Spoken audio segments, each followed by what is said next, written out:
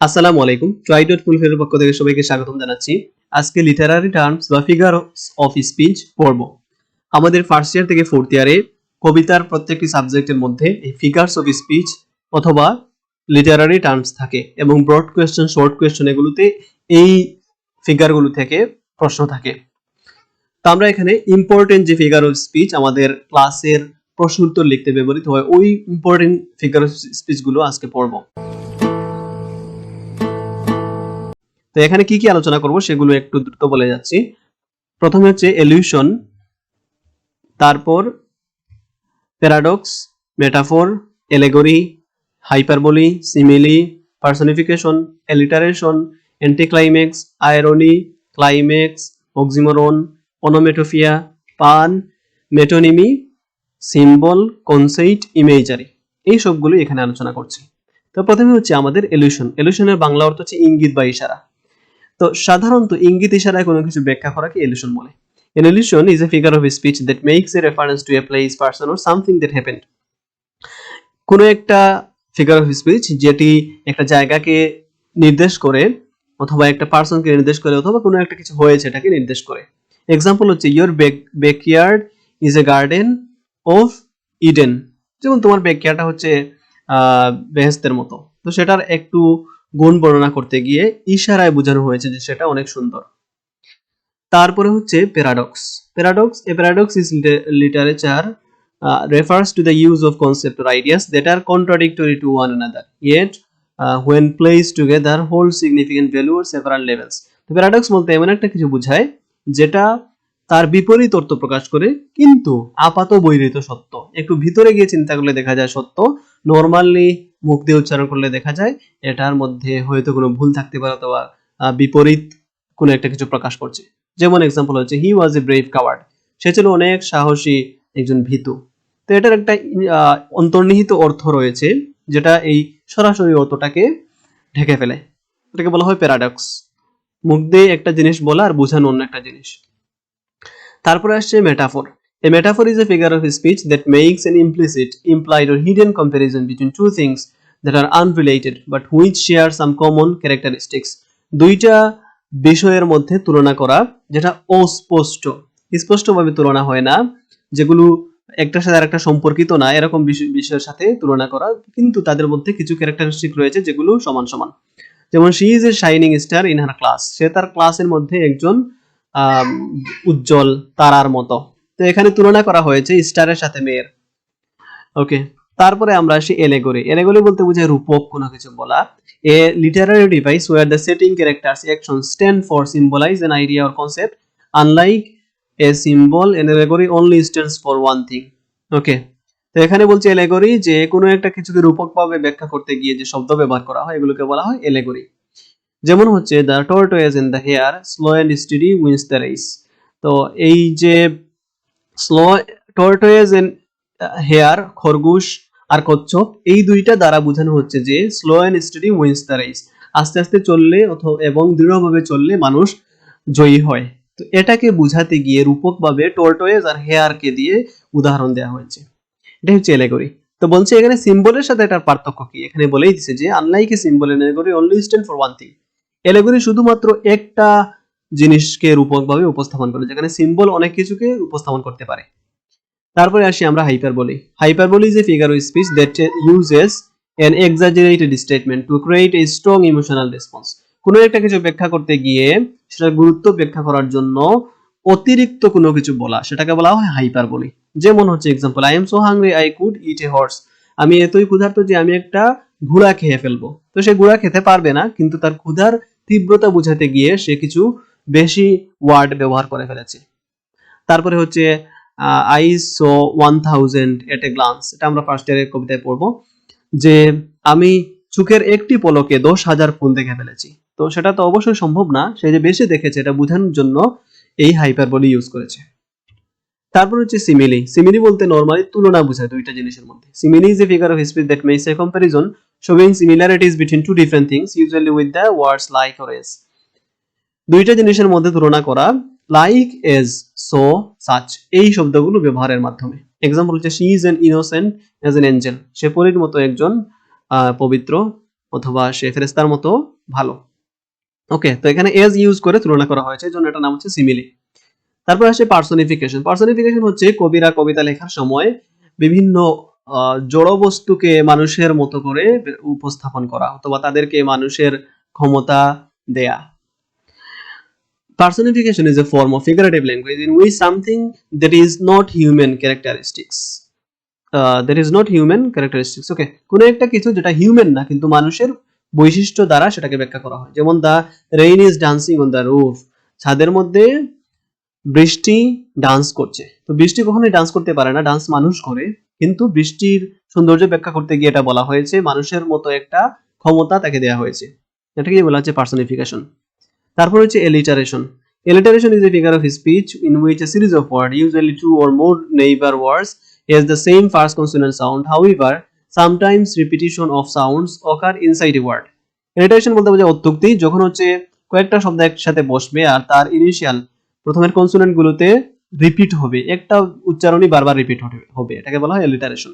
যেমন হচ্ছে Peter, Piper, picked, peck of picked, peppers, এখানে P P P P P P উচ্চারণ হচ্ছে, এই যে বারবার একটা জিনিস উচ্চারণ হচ্ছে, এটাকে বলা হয় alliteration.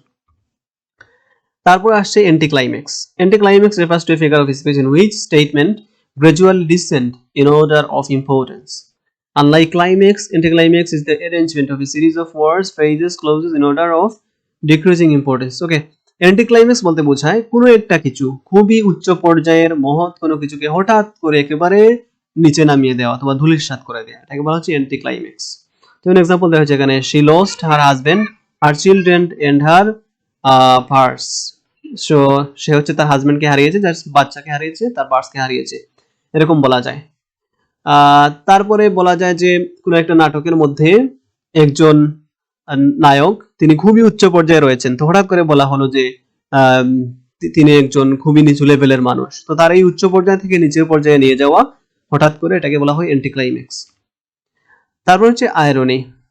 Irony is the use of words that mean the opposite of what you really think, especially in order to be funny. তো নরমালি কোনো একটা কিছুর অর্থকে মজা করে বলাকে বলা হয় আয়রনি, অথবা এটাকে ব্যঙ্গ বিদ্রুপও বলা হয়।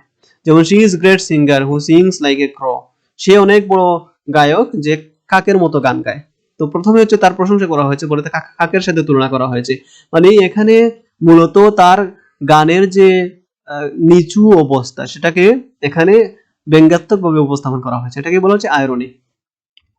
তারপরে আমরা আসি ক্লাইম্যাক্স। ক্লাইম্যাক্স বলতে বোঝায় কোনো একটা কিছু আস্তে আস্তে নিচে থেকে একেবারে উপরে যাওয়া। যেমন নাটকের মধ্যে নাটক শুরু হয় নর্মাল কাহিনী দিয়ে, তারপরে আরো কিছু বাড়তে বাড়তে একসময় দেখা যায় যে খুবই একটা ফাটাফাটি সিন চলে আসছে, মারামারি কাটাকাটি, এই যে একটা চরম পর্যায়, সেটাকে বলা হয় climax. Climax is a figure of speech in which the intensity of thought or emotion gradually increase in such successive words or phrases.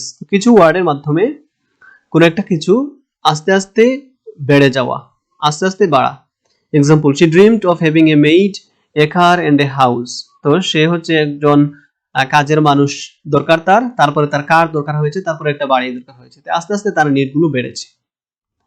তারপরে আসছে oxymoron. Oxymoron is a figure of speech in which there is a combination of words that have contradictory opposite meaning.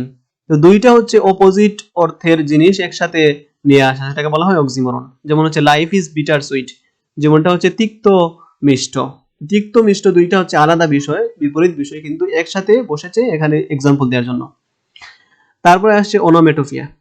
এটা হচ্ছে যে the use of a word who sound suggest the meaning, শব্দের উচ্চারণ শুনে তার অর্থ বুঝে ফেলা, এরকম কিছু শব্দ রয়েছে, সেগুলোকে বলা হয় ওনোমেটোপিয়া। যেমন হচ্ছে যে hissing of the snake scared me, hissing শব্দ শুনলে আমরা বুঝতে পারবো হিস এরকম কে করে, তো সাপ করে, তো হিসিং শুনেই আমরা বুঝে ফেললাম যে এটা স্নেক।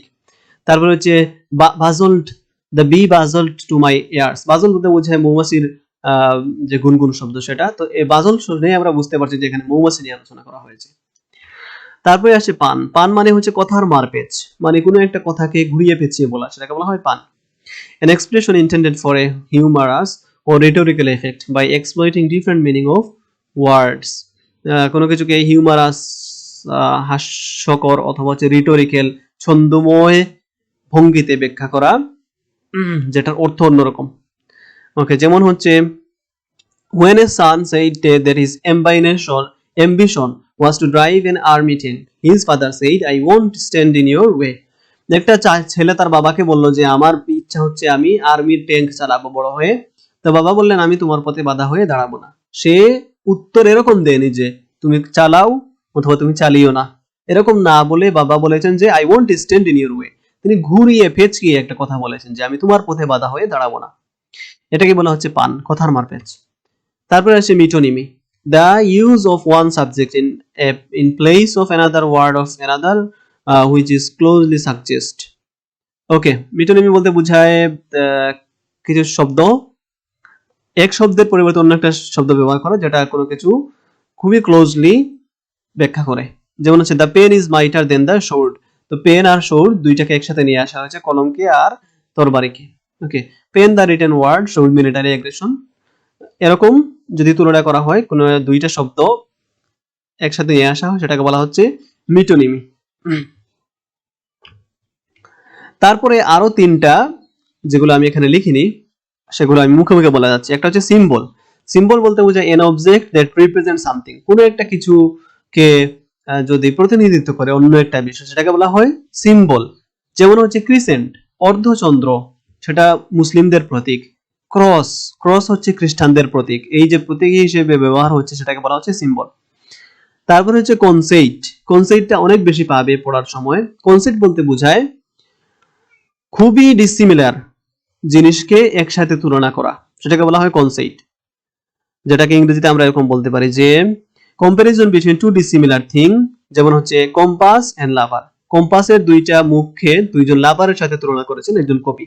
তো এই কম্পাস আর লাভার দুইটা কিন্তু খুবই ডিসিমিলার থিং, একটার সাথে আরেকটা কোনো মিল নাই, কিন্তু তুলনা করেছেন তিনি। যেমন কম্পাস একসাথে থাকে এরকম লাভার দুইজন একসাথে থাকে। ওকে, তারপরে হচ্ছে আরেকটা ইমেজারি। ইমেজারি বলতে বোঝায় কবি এমন কিছু শব্দ দিয়ে কোনো একটা জিনিস ব্যাখ্যা করবেন যেটা আমাদের সেন্সকে নাড়া দেবে, মানে আমাদের যে পঞ্চ ইন্দ্রিয় রয়েছে সেগুলোর মাধ্যমে আমরা সেটা উপলব্ধি করতে পারবো, সেটাকে বলা হয় ইমেজারি। তো ব্যাখ্যা এরকম করা যায় যে vivid description that stimulates the reader's senses. vivid description, কোন একটা কিছুর খুবই সুন্দর ব্যাখ্যা, that stimulate, যেটা উদ্দীপিত করে the reader's senses, মানুষের ইন্দ্রিয়কে। যেমন the autumn leaves are a blanket on the ground. অটামের যে পাতাগুলো রয়েছে সেগুলো মাটির উপরে কম্বলের মতো। তো এটা যখন আমরা পড়বো তখন আমাদের মাথার মধ্যে সুন্দরভাবে একটা অটামের সৌন্দর্য আমাদের চিন্তায় চলে আসবে, অথবা একটা ইমেজ তৈরি হবে আমাদের ব্রেইনের মধ্যে। এটা হচ্ছে ইমেজারি। তো আশা করি তোমরা সবাই বুঝতে পেরেছো। আরেকটা রয়েছে যেটা হচ্ছে ব্রেইন স্টর্মিং, সেটা রিড রাইটিং স্কিলের মধ্যে ব্যবহৃত হয়। ব্রেইন স্টর্মিং বলতে বোঝায় আমরা যখন কোনো কিছু লিখি তখন হচ্ছে আমাদের মাথার মধ্যে প্রথমে এগুলো সেট হয়, মাথার মধ্যে ইনফরমেশন কালেক্ট হয়, সেখানে অর্গানাইজ হয়। এই যে মাথার মধ্যে কাজ হওয়া সেটাকে বলা হয় ব্রেইন স্টর্মিং। আশা করি সবাই এগুলো বুঝতে পেরেছো। কোনোটা যদি না বুঝো তাহলে অবশ্যই কমেন্টে জানাবে, এবং হচ্ছে তোমরা যদি অন্য কোনো কিছু পাও যেটা জানার দরকার এইগুলো ছাড়াও সেগুলো আমাদের কমেন্টে জানাবে। এবং এই ভিডিও কিরকম হয়েছে সেটা মাস্ট অবশ্যই কমেন্টে জানিয়ে তোমরা কমেন্ট করবে, সেটা দেখলে অনেক খুশি হব, আর তোমাদের বন্ধুদের সাথে এটা শেয়ার করতে পারবে। ধন্যবাদ সবাইকে। ভিডিওটি ভালো লাগলে লাইক করেন, নতুন নতুন ভিডিও দেখার জন্য সাবস্ক্রাইব করে দিন। সাবস্ক্রাইব।